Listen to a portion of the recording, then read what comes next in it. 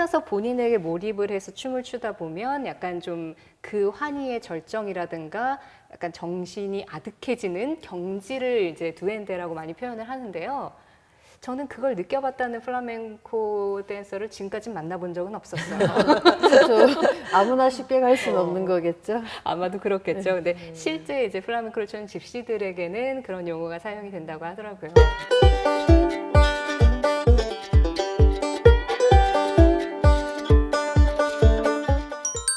안녕하세요. 인형 속의 문화가 알록달록 만들수다. 오늘 스페인 편으로 찾아온 저는 진행을 맡은 신혜림입니다. 그리고 오늘도 옆에 저의 오늘 이야기와 또 여행을 도와주실 두 분의 선생님이 나와 계시는데요. 먼저 진호 선생님부터 인사 부탁드릴게요. 네, 반갑습니다. 저는 세계인형박물관 학예사 진호입니다. 반갑습니다. 저는 피나포 작가 신디홍입니다. 자, 오늘 우리가 스페인에 가겠다라고 말씀을 드리고 완벽하게 지금 드레스업을 하고 왔습니다. 저희의 컨셉을 보면 스페인의 어떤 평상복 같은 느낌, 네. 그 패턴이 굉장히 화려한 무늬의 원피스 정도고, 제가 지금 입고 있는 이 옷은 약간 스페인에서 이제 플라멩코라든가 세비야 지방에서 이제 전통 축제를 할 때, 그럴 때 많이 입는 옷이고요. 그리고 우리 신지 선생님 의상은 진짜 완전 집시 의상. 네. 그냥 스페인이 집시 하면 바로 떠오르는 네, 그런 네. 느낌인데, 네. 사실 약간 제가 아쉬운 게 하나가 있어요. 뭘까요? 이런 예쁜 꽃을 이렇게 달아주실라고. 이렇게 머리에 아, 네. 살짝 네. 네, 오, 짜잔. 완벽하죠? 저 스페인 갈까요, 분위기가 지금? 네, 제가 시작부터 이렇게 좀 스페인에 관해서 아주 자연스럽게 그리고 자신감 있게 말씀드릴 네. 수 있는 이유가 플라멩코 춤을 좀 취미 삼아 좀 오래 배웠어요. 오. 그래서 이제 관련 문화하고 조금 많이 공부를 하게 되고 관련된 소품들도 좀 가지고 있고, 그래서 오늘 이렇게 좀 준비를 해봤는데, 우리가 플라멩코라는 이 단어를 지금 계속 쓰고 있잖아요. 스페인 플라멩코가 굉장히 좀 밀접하게 관련이 있어서 용어는 많이 들어보셨을 텐데 네. 정작 플라멩코가 정확하게 뭔지는 좀 잘 모르시는 분들이 많으실 것 같아요. 진호 선생님께서 설명을 좀 해주실까요? 네, 스페인에서 옛날에 집시들이 추기 시작한 춤이죠. 이제 스페인 땅에 옛날에 이슬람이 지배를 하고 있었던 거예요. 모어인이라고. 스페인이 이제 나중에 1492년에 이제 레콘키스타라고 재정복이라고 해요. 원래 자기들 땅을 되찾으면서 지금 우리가 아는 스페인이 된 거잖아요. 그 전후에서 집시들이 인도 북부에서 와가지고 정착을 하게 돼요. 처음에는 좀 많이 천대도 받고 하다가 자기들 생활을 하게 되고 세비야를 비롯한 안달루시아 지방에 이제 많이 있으면서 자기들 정체성을 살린 춤과 노래를 많이 하게 되고 사람들한테 인기를 얻으면서 지금의 플라멩코가 됐는데, 플라멩코가 되게 어려운 게 뭐냐면 뭐 느낌으로 하는 춤인 거예요. 그래서 옛날에 기록도 악보도 없었고 기록도 안 해서 이게 쉬울 것 같지만 아주 어려운 춤으로 또 유명하고요. 스페인 문화, 집시 문화, 이슬람 문화, 그리고 뭐 유대교 문화, 뭐 여러 가지 문화가 섞여서 정말 진짜 문화의 속성을 잘 보여주는 게 플라멩코죠.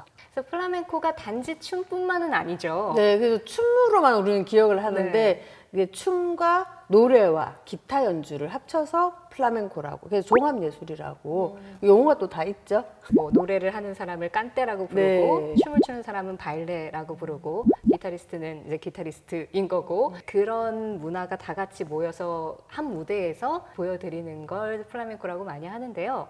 자, 이렇게 플라멩코에 대해서 이야기를 말씀을 드렸는데, 지금 파울라 레이나가 입고 있는 이 의상이 우리가 스페인 플라멩코 했을 때 좀 바로 떠오르는 그런 느낌의 의상이죠.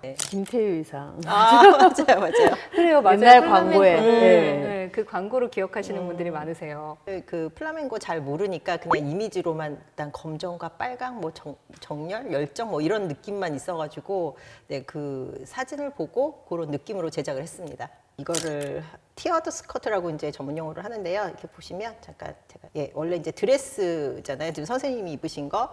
근데 이게 제가 자료들을 보니까 이 바디가 사실은 굉장히 밑에까지 되어 있었거든요. 그래서 그거를 표현하려고 했는데 이 친구가 워낙 아기아기해가지고 그게 좀 아쉽긴 한데 총 아마 3겹 해가지고 이렇게 층으로 된 티어드 스커트 스타일로 지금 제작을 했고요. 요거는 이제 부채를 선생님이 이제 의상 제작을 다 했는데 진경 선생님이 전화 주셔서 그래서 이렇게 숄과 부채를 하면 더 좋겠다 말씀을 주셨어요. 그래서 그 인형 부채를 팔더라고요. 한국에. 그래서 여기 사실은 깃털이 달리고 그 부채춤프인데 그걸 사다가 띄어가지고 요거와 네. 같은 원단으로 이렇게 또 색깔을 맞추셨네요. 예, 색깔을 맞춰봤고요. 그다음에 요 숄 같은 거는 이렇게 술만 붙여서 이렇게 숄로 했습니다. 그래서 숄 근데 원래 하나요 이게? 네, 아주 잘하고요. 아, 네. 춤을 출 때도 사용을 합니다. 아, 그래요? 심지어 예, 그럼- 숄을 이렇게 들고 돌리거나 맞아요. 예, 예, 그런 식으로 이제 모양을 내는데 그래서 숄을 걸치고 춤을 많이 추기도 하고요.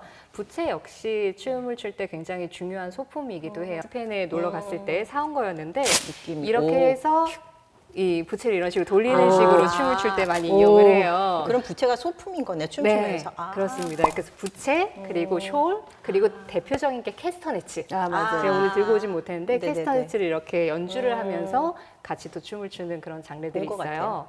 제가 지금 장르라는 말씀을 드렸어요. 팔로. 우리가 사실은 플라멩코 하면은 그냥 단순한 이미지적인 느낌이 좀 강하지 어떤 음악인지 뭐 장르가 또 있나 이런 생각이 드는데 이 장르가 상당히 많죠 플라멩코 안에도. 네, 50에서 100가지로 보는데 장르를 이게 플라멩코에서는 팔로라고 하더라고요. 지금 되게 경쾌하고 밝은 거에서부터 무겁고 한스러운 정서를 표현하는 것까지 다 있는데 플라멩코 자체가 엄청 밝고 화려한 춤일 거라고 생각하시는데 알면 알수록 아니에요.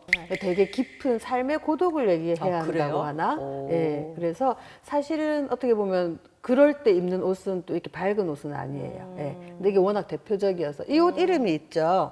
의상 중에 그 굉장히 뒤에가 긴 의상이 있어요. 네네네. 길게 트레이닝을 길 때, 예, 웨딩 나오는 드레스처럼. 부분을 이렇게 발로 치면서 아, 추는 춤이 또 있거든요. 정말요? 그런 거를 바따데 꼴라라고 불러요.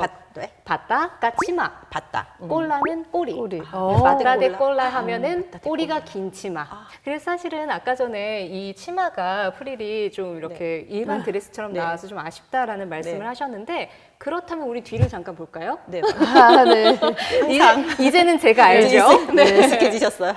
저기 플라멩코 네. 무용수들이 있는데요. 저 위에 있는 인형 같은 경우에는 치마가 뒤쪽으로도 네. 좀 많이 길어요. 좀 더 기네요. 완전한 바타데콜라 스타일의 치마는 아니긴 하지만 좀 치마를 네네. 프릴을 풍성하게 그렇게 많이 사용을 하죠. 사실은 막 저런 옷을 입고 춤추다 보면 치마가 걸리지. 걸리지 다 끌리고 먼지 날리고 제가 이제 취미로 춤을 추다 보니까 이런 옷을 입고는 거의 춤을 추지 않아요. 실제로는 이쪽에 더 가까워요. 아, 그래요? 네. 그러니까 숄이 필요하면 숄에 티셔츠에 그냥 편한 치마 예, 이렇게 저 입고 모르고 그냥 막. 제가 말씀드렸잖아요. 네, 네. 오늘 완벽한 네, 지키십니다. 감사합니다. 끝까지 감사합니다. 아까 진호 선생님께서 말씀하신 대로 이렇게 축제에서 화려하게 입고 추는 그런 장르가 또 따로 있고 좀 약간 어두운 색의 정말 선이 좀 많이 드러나는 그런 옷을 입고 한스럽게 추는 그런 춤들도 있는데 왜 이렇게 한스러움이 있는지에 대해서 네. 진호 선생님 좀 설명을 해주세요. 네, 아무래도 이제 집시의 생활을 반영하는 거였겠죠. 이제 주주는 아니니까. 또 한때는 되게 천대도 받으면서 이제 그런 삶이 녹아 들어간 거라고 봐야죠. 이 세비야의 밝은 분위기가 좀 많이 섞이기도 했는데 그 집시들한테 흐르는 그 한의 정서가 그래서 그런 얘기 되게 많이 하세요. 한국의 뭐 창하고 비슷하다는 얘기도 많이 노래 관련해가지고 좀 이해가 될 것 같아요.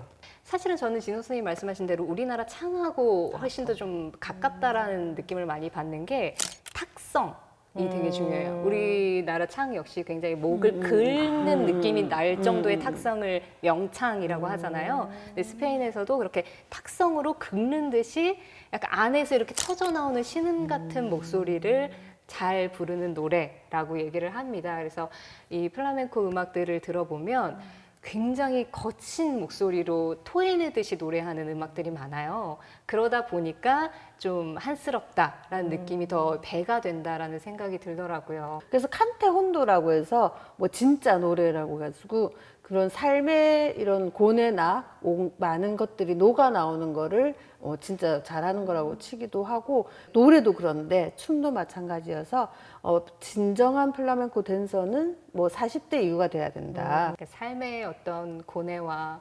희노애락을 다 이렇게 몸으로 체화한 사람들이 춤으로 표현했을 때 훨씬 더 멋진 그런 춤이기도 네. 하죠. 플라멩코는 기본적으로 혼자 추는 춤입니다. 동무가 기본이고요. 이제 쇼적으로 보여질 땐 군무도 추기는 해요.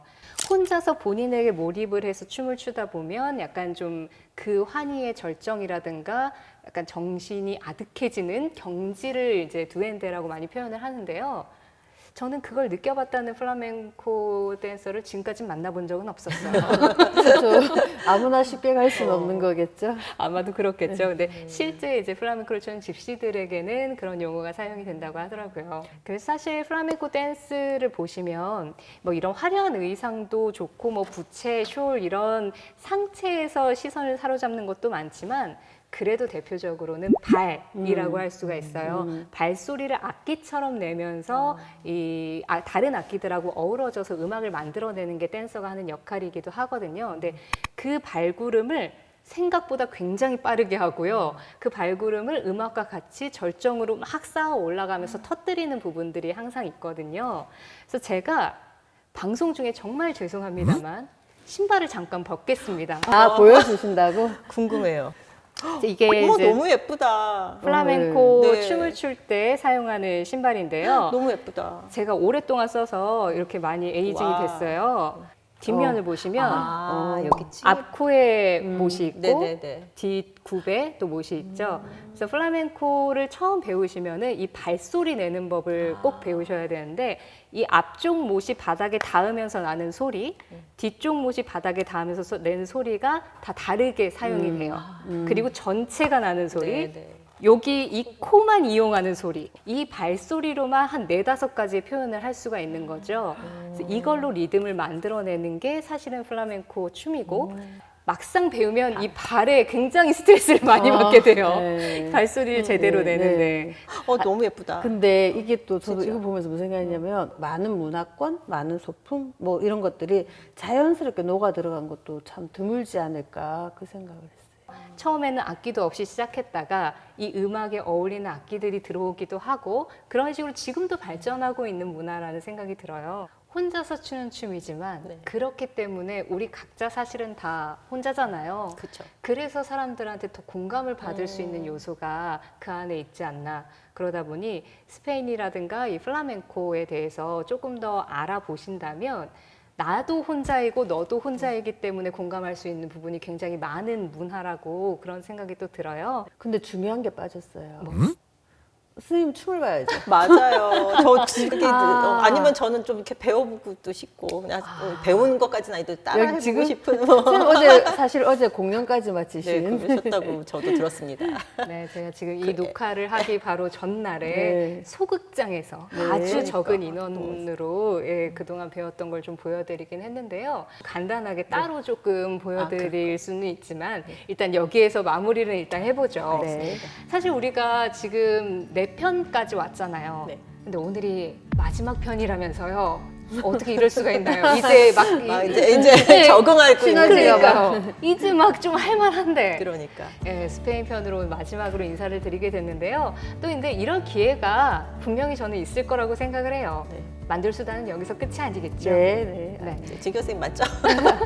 여기 세계 인형 박물관에 네. 계시고 또 네. 여기 주관을 하시다 보니까 네. 제가 계속해서 좀 네. 압박을 좀 드리면서 네. 우리가 다시 만났을 때 또 더 재밌는 문화와 이야기로 만들 수다 계속 만날 수 있었으면 좋겠습니다. 함께 해주셔서 너무너무 감사드립니다. 고맙습니다. 네, 감사합니다. 감사합니다.